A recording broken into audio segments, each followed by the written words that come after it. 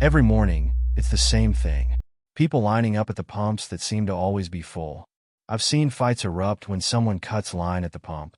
And dear God, don't get in the way of them ordering their gallon-sized bucket of coffee to go with their pseudo-egg wrapped in dough and deep-fried, part of this nutritious breakfast.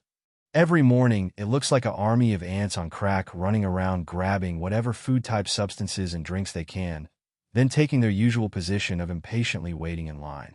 I love the different poses. The watch watcher.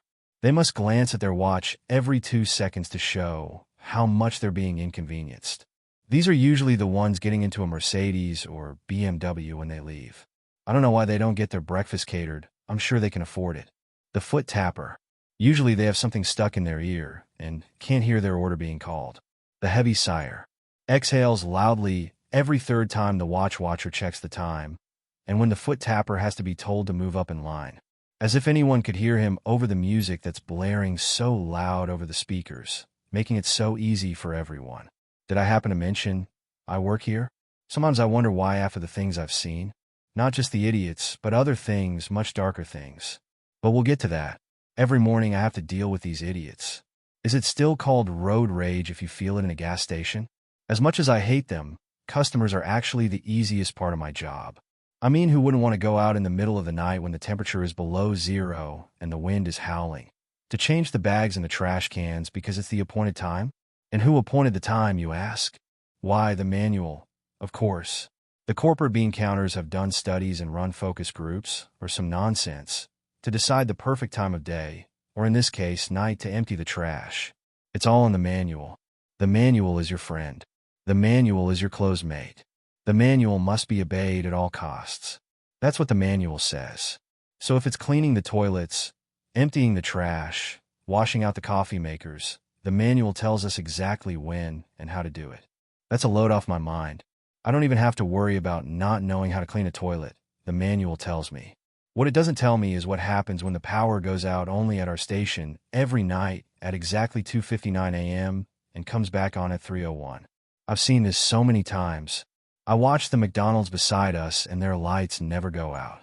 What's even stranger is the security cameras never seem to pick it up. I've reviewed the recordings. No loss of power ever shows. What has happened is somehow the timestamp on the video suddenly shoots from 2:59 to 3:01 like those 2 minutes never existed. The corporate techies call it a glitch and tell me to ignore it. The rest of us don't mention it. Not if we know it's good for us. But I know why it happens. I don't tell anyone for fear of being sent to. Is it corporate who keeps us shaking in terror at the potential of letting outsiders know what happens during those 2 missing minutes every night? Yes and no. It's something much closer, much darker, something that could... I guess the best way to describe it would be to tell the story of Kenny. I know, when I first heard his name, I did the famous line from South Park. Oh no, they killed Kenny. It used to make me chuckle. I don't do that anymore. He started working here around 5 months ago. Wow. Has it really been that long? Anyway, he was just another goofy teenager starting his first job after high school. Not that I was an elder scholar or anything. I only started here a year before Kenny did. He was fun to work with, and we instantly became buddies. We loved to goof off during the night shift. Most nights it was just us working together. The place was usually dead from midnight until 5. We would rush around to get all our chores done, so we had some free time.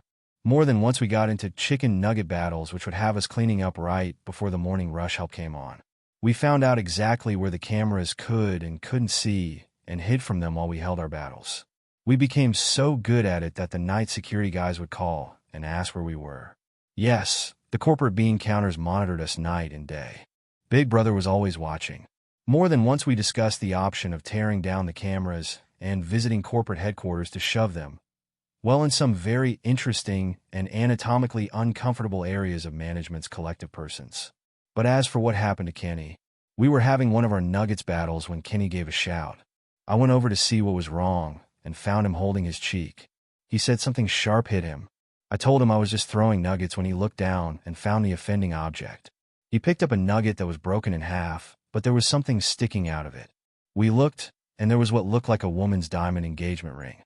We debated back and forth how it could have gotten lodged in there when Kenny pulled it out and found the meat perfectly formed around it. I don't think it got stuck in there, Kenny said. I think it was processed this way. That would mean... I said. That someone was accidentally processed in the meat machine. Are we sure it was an accident? Even as the words came out of my mouth, I knew how ludicrous they sounded. That kind of thing only happened in the movies, didn't it? Kenny's eyes locked on mine, and I could tell he was thinking the same thing. I looked up and saw that we were in the camera's view. Stick that thing in your pocket quick, I said. Kenny obeyed, and we went about cleaning up as usual, but I could tell it was bothering him. Forget about that thing, man, I told him. It was just some weird coincidence. How many chicken nuggets have you eaten from this place? He said with a haunted look in his eye. I thought for a moment, knowing the answer was much higher than I wanted it to be. In fact, thinking about the ring and the potential source for the meat in the nuggets made me feel ill. Doesn't matter. I won't be eating any more. What about that poor woman and her family? What about her? I said, my eyes nervously darting toward the nearest camera. Doesn't she deserve more than that? What do you want me to do? Hunt down her family and tell them where we found the ring. Kenny's eyes lit up. That's exactly what I'm going to do. Count me out of that, man, I said, hoping it would be enough to give him second thoughts about it. He shrugged and went about his cleaning duties. But from that moment on, he changed. Every time he was on break, he would be looking things up on his phone. More than once I glanced over, and he was looking at missing person sites and making notes on ones that were in the area. The longer he investigated this, the less he was interested in anything else. I swear it was like he was slowly turning into a zombie. All he did was stare at his phone and make notes. One day I came in the break room, and he was just sitting there motionless. His eyes were open but focused on some point off in the distance. It was the creepiest thing I'd ever seen. You okay, Kenny? I said. He slowly turned toward me like some possessed doll. I'm fine. I'm okay, I said. I know who she is. Who is? The woman whose ring we found. Okay, who is she? She worked at the distribution center. You mean the company's distribution center? Where we get all our products? He nodded slowly. How did you find that out? I asked a lot of questions. Asked who? He stared at me with an intensity in his eyes I'd never seen before. People. What people? He turned slowly and looked up at one of the cameras. It's not important, he said, looking away from the camera and resuming his unfocused stare. You okay, man? Yeah, I'm fine, he said in a monotone voice. It's just... I waited for a long moment for him to finish his sentence, but he just sat there like someone had hit his pause button. Just what? I said. He jumped like I had startled him awake.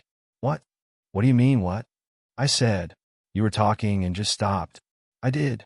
Yep. What was I saying? That's what I was trying to find out. What? Yep. No, what? What? I shook my head in frustration. Never mind, I said, walking away, leaving him sitting there staring into space. I couldn't figure if he was messing with me or if something had happened. Had he really been tracking down where that ring came from? Had he really run across some people who had scared him so bad they turned him into this zombie? I decided it was time for some answers. After our shift was over, I followed him home. Only he didn't go home. He drove to the distribution center and parked on a secluded spot outside the fence where his car wouldn't be seen. I waited for him to get out of sight before I parked my car and followed him. He stalked through the woods outside the fence for a while until he came to a section that came apart when he pulled on it. He slipped inside, and I followed suit after he was out of sight. I came around the corner of the massive building and found him sitting at a picnic bench, smoking a cigarette. I stayed back and watched, shocked that I'd never seen him smoke before. I wondered why he would break in here just to smoke a cigarette. The answer came quickly. The door of the warehouse opened, and 3 people stepped out. I held my breath thinking he'd been caught, but he was calm and continued to sit at the bench. In fact, the people who had come out began talking to him. He even offered one of them a cigarette. It was then I realized they were in the same outfit he was wearing. The company didn't have different uniforms for those who worked at the stations and those who worked in the distribution center. They chatted for a few minutes, then they all got up and went back inside, Kenny included. It was brilliant. He slipped right inside. No fuss, no muss. I figured, what the hell? It worked for Kenny as I walked up and sat at the same picnic table. I didn't know how long it would be until the next break, so I tried a different approach. I knocked on the door. For a few minutes, no one answered. Each time I knocked, I became more anxious that a security guard would show up and arrest me for trespassing. Finally, after knocking, the door opened. I stepped back when I saw a security guard standing there. I hesitated. Well, the large man said in a deep voice. Well, what? Was all I could think to answer back. Well, are you going to come in or not? It took my brain a moment to comprehend what he'd said. Sorry, yes, I said, diving through the door. He shut it behind me with a loud bang. It sounded like my doom. I knew he was onto me. He was just getting me inside so he could contain me, and I couldn't get away. I stood there, vapor-locked, unable to move for fear of what the guard would do. He stared at me, his eyes boring into mine, as though sucking every secret out of me. What do you think you're doing? He said. I don't know what you mean. Yes, you do, he said, folding his arms in front of his massive chest. No, I promise. I don't know anything, I said, hoping my knees wouldn't start knocking. All right, enough of this, he said. I started to shake.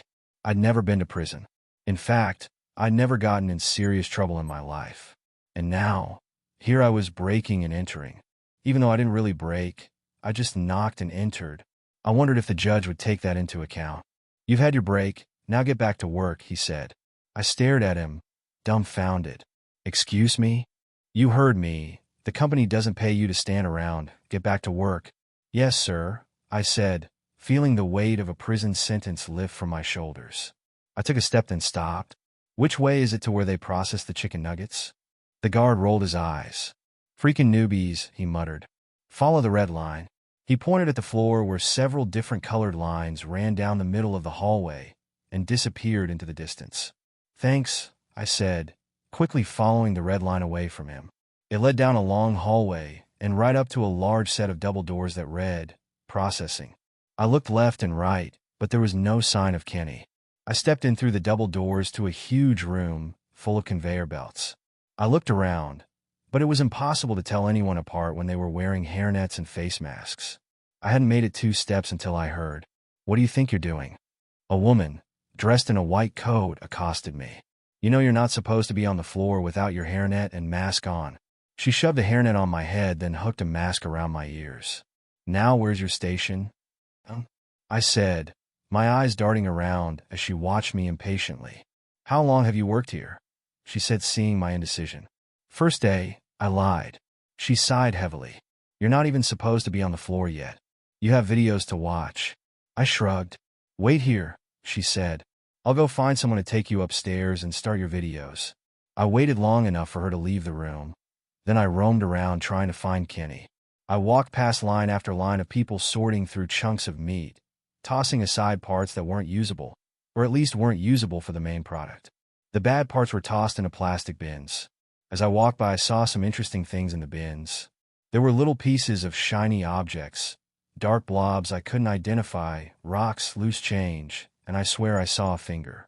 As I passed, the people on the line took a second away from their work to shoot me nasty glances. I guess having someone stare over their shoulder, who wasn't a supervisor, was taboo. As I walked by, someone grabbed me and pulled me over to the line beside them. What the hell are you doing here? Kenny hissed. Looking for you, I said. Okay, you found me, now get out of here, he said, going back to sorting. Not until you tell me what's going on, I said, standing beside him and sorting pieces of meat. If I promise to tell you everything later, will you leave? I hesitated. My curiosity had been piqued. What the hell is going on here? I said, tossing a piece of rotten-looking meat into a bin. He sighed. Later.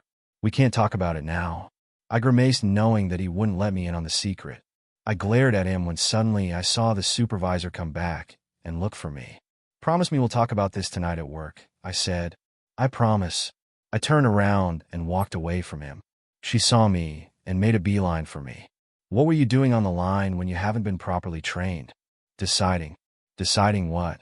That this job isn't for me, I said, handing her my hairnet and mask. I quit. She stared at me, jaw hanging open as I stormed off. I glanced back to see her narrowing her eyes in Kenny's direction. I made my way back out to the hallway and followed the red line back to where I had come into the building. I reached the exit door when I heard a familiar deep voice. Decided it's not for you, eh? I turned to see the security guard who had ET'd me on the way in. That job's not for anyone, I said. Yeah, it's no tiptoe through the tulips. What? It's an old saying, never mind. Why are you going out this way? I suddenly remembered I was on the wrong side of the building. I figured I'd walk around to get some fresh air. He narrowed his eyes at me. I went for broke and bolted for the door. I could hear him running behind me. "Stop," he yelled much closer than I liked. I didn't obey. Instead, I hit the crash bar so hard I nearly knocked myself backward. The door flung open and smashed against the outside wall. I hit the open air and was around the corner before I knew it. I flew through the brush up to the fence and panicked when I couldn't find the open section right away. He was still in pursuit, but further behind. He must have lost sight of me for a minute. I ran along the fence, pushing on it as I went and growing more desperate with every moment. If I was stuck inside the fence, it would lead me right to the main entrance and I'd be caught. I was sweating from running, but also from the thought of going to jail when a section of fence gave way when I pushed it. I breathed a quick sigh of relief as I dove through the open fence to freedom. I ran to my car, not even thinking about the brush that had torn at my uniform and skin. I dove into the car and took off home. Only once I was moving did I look back and see Kenny's car sitting there, partially hidden. I wondered why he was being so secretive. I wondered if I had compromised him by leading them so close to his car. As I drove, my breathing returned to normal, followed by an adrenaline crash. I barely made it home and fell into bed. When I woke, it was dark. I jumped up in a panic, not sure where I was until I banged my foot off my nightstand and screamed in pain. Once I could breathe again, I leaned over and turned on the light. It bathed the room in an eerie glow that made me think someone was here. I looked at the clock and realized I was late for work. I didn't have time to change, shower, or anything. I just ran out the door and hopped in my car. The drive to work was a blur. I hoped I wouldn't get pulled over. When I got there a half hour late, I got an earful from my supervisor about not calling in to tell him I'd be late. I apologized and went about my nightly routine. "This isn't the military," he said as he headed out. "But if you show up looking like that again, I'll have to write you up." I wasn't sure what he meant until I went to the bathroom and saw myself. My uniform looked like it had been run through a shredder. There were tears all over the shirt and pants. My narrow escape through the brush had not been kind. I cringed at the thought of dealing with customers looking like I had spent the night fighting off wild badgers. In the end, there was nothing I could do. I'd have to get a new uniform to replace this one and use one of my backups. I came out of the bathroom and nearly ran over Kenny. "You ready to spill your guts yet?" "What are you talking about?" he said with a blank stare. "That's not funny," I said. "You promised you'd talk to me tonight." "I'm talking to you. You're a real comedian. Now spill it." "Spill what?" "I'm not laughing, Kenny. Talk to me." He looked at me, and his eyes glazed over. It scared me. "Are you okay, man?" I said. "I'm fine." "Okay. What do you remember about this morning?" His eyes went a deeper glaze as he fell into a 1,000-yard stare.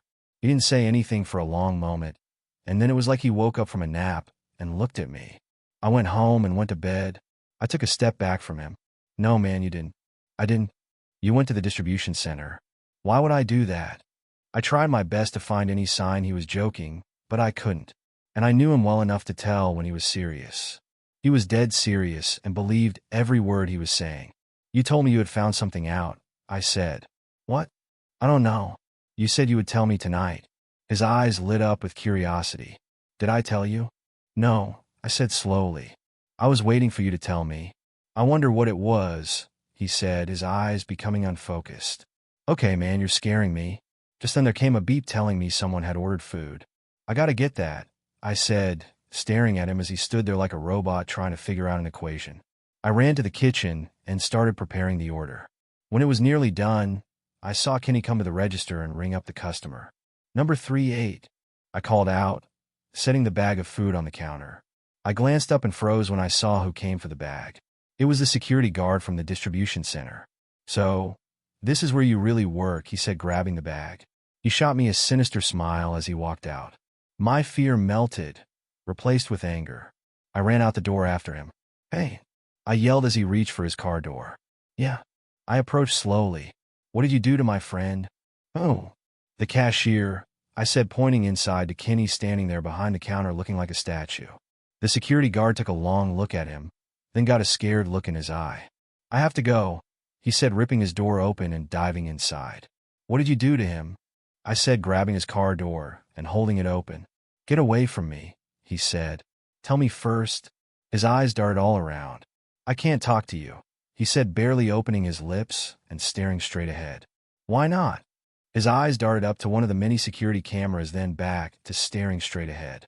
He ripped the door out of my hand, closed it, and roared out of the parking lot. I watched him go, more confused now than ever. I slowly looked around, and for the first time realized just how many cameras were aimed at the parking lot. I went back inside and did my job for the rest of the night, trying not to let my eyes drift up to any of the cameras. I kept my eye on Kenny too, watching for any stray glances out of character, anything that would tell me he was joking. I didn't see one all night. The longer he went, the more scared I became. When our shift was over, I offered to drive him home, but he said he would be fine and drove off looking like a robot zombie. I wondered if he would make it. I tried to sleep that day, but I couldn't get my mind to shut down. It hadn't been 2 weeks since Kenny had found that ring and started his quest for the truth. I got out of bed having slept maybe an hour and dragged myself to the bathroom when there was a knock at my door. I answered it, and there stood the security guard. "What are you doing here?" I said through bleary eyes. "Can I come in?" "I don't know, are you going to arrest me for trespassing?" "Should I?" I started to close the door. "No, I'm going to tell you what happened to your friend." I stopped and reopened the door. He stepped inside, giving the place a quick once-over. "Okay, so what happened?" He asked too many questions. "What do you mean?" He sighed. "I've worked at that place for a while now, and one of the things I've learned is you don't ask questions." "I don't get it." "He showed up about a week or so ago. He just blended in and started working on the line. Next thing I know, I'm hearing workers talk about someone causing trouble. I narrowed it down to your friend and tried to talk some sense into him, but he wasn't having it. That day that you pulled your escape act, they pulled him in and had a discussion with him, and that's what made him go all zombie on me." "You don't get it," the guards said. "They drugged him." "What?" "They have this drug they use that slowly eats away your brain until there's nothing left." "Wait, they're killing him?" "That's the way it works." "But why?" He looked around the room as if searching for something specific. "Do you have an Alexa or any other stuff like that?" "No, just my phone." "Give it to me." I hesitantly handed him my phone, and he proceeded to remove the battery. "If they find out I'm telling you this, I'll be next." "Telling me what?" "The chickens." "What about them?" "They aren't chickens." "What the hell are you talking about?" "They have a system. They drive unmarked white vans out into the streets, round up homeless people, and take them to the distribution center. Once they have them there, they give them a much more powerful dose of the drug your friend is on.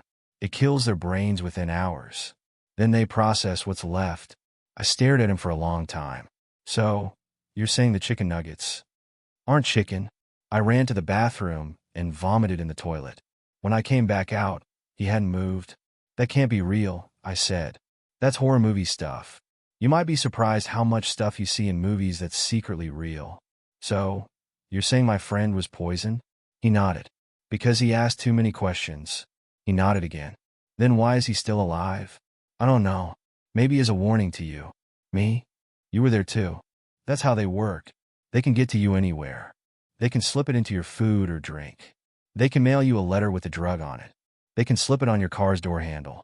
It isn't just street people they grab. Protesters, whistleblowers, anyone who threatens their business. Do you know how many people disappear in this city every day?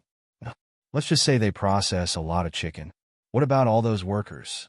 Wouldn't they know it wasn't chicken? They give them a lower dose, just enough to keep them from asking questions." I looked around the room. "Okay, where's the hidden camera?" His eyes darted around. "What camera?" "The one for the reality show, or whatever you and Kenny are in on to prank me." "You don't believe me?" "I don't believe you." He hung his head. "I stuck my neck out to come warn you." "Well, I appreciate the warning," I said sarcastically. He turned and walked to the door. "Just keep an eye on your friend," he said, opening the door. "And watch out for white vans." He closed the door behind him. It was nearly time to go to work. I shook off the thought that was clinging to the back of my brain. What if he was right? I showered and dressed, and made it to work on time. The shift was uneventful except for my continual attempts to snap Kenny out of it. He didn't respond. It was just before 3 a.m. when I saw a white van pull up. No one got out of it, and I couldn't see inside because it had tinted glass. I shrugged it off and went back to my job, mopping the kitchen floor. The guard's words came to me as I was doing my chores. I looked back out at the white van, but it was gone. I shrugged and went back to cleaning. A few minutes later, I came out of the back room because someone was yelling, "Isn't anyone working around here?" An angry man raged at the counter. "I'm sorry," I said. "The cashier must be in the bathroom." I took care of him, then went on a mission to find Kenny. In his condition, he could have wandered off somewhere or gotten stuck in a closet. 20 minutes later, I was frantic. I hadn't seen hide nor hair of Kenny. I was even tempted to check on the roof, but the access ladder was still locked. It was starting to get busy, and I didn't have time to search for him anymore. Between cooking and running register, I was falling behind by the second. I had a lot of irate customers by the time day shift came in and bailed me out. I was so far behind I stayed for an extra hour just to help them catch up. After my shift, I went to the supervisor. "I'm worried about Kenny," I said. "It's not like him just to disappear like that. Maybe he got sick and went home without telling you. Maybe, but then why is his car still here?" He looked at the security monitors and sure enough, Kenny's car was still sitting in the employee's parking lot. "That is weird. Tell you what, if he calls and I'll give you a call." "Fair enough," I said, yawning. I drove home and fell into a deep sleep. When I woke, I felt more refreshed than I had in days. I went into work that night expecting to find Kenny there laughing at me for falling for such an awesome prank. He wasn't there. Instead, I had someone from day shift who had volunteered to work overtime. For 3 days, Kenny didn't show up. On the 4th day, I got a surprise. In the morning, I was making food orders when I called an order number, and the guard walked up to take his food. "Hey, have you seen Kenny at all?" I said. "I'm sorry, do I know you?" he said. "Oh, very funny." "Seriously," I said, leaning closer. "Do you think they did something to him?" "Who did what to who?" I looked into his eyes and let go of his bag of food. He had the same vacant stare Kenny did just before he disappeared. "You have a good day now," he said with a smile before walking out. I suddenly felt surrounded and alone at the same time. I glanced up at one of the cameras. As its mechanical eye stared back at me. I stopped questioning what happened to Kenny. Deep down, I knew. They towed his car out of the lot. I don't know where it went to. Maybe there's a corporate car crusher for the vehicles of their victims. The worst part is they continue to get away with it. I wish there was some way I could prove what I know, but I can't. Without going into the distribution center and getting evidence, I've got nothing. I keep coming to work for some reason. I've started looking for another job. I've written this all down in hopes that someday someone might be able to use it, that they would read this and look in the right place to discover this horrible truth. I've been feeling more tired lately. Maybe it's just knowing about this horrible thing that's happened and having no way to stop it. I wanted to write more of what I remembered in my journal, but my thoughts seem to slip away so easily. It's been a few days since I've written anything, I think, or has it been a few weeks? I keep getting thirstier for soda. I'm glad the company lets us have free soda when we work. I keep looking up at the cameras for some reason, but I can't remember why. I read the words on the page, but don't remember writing them. I see a white van pull up. It must be a customer. It's nearly 3 in the morning. I hope they come in before the power surge.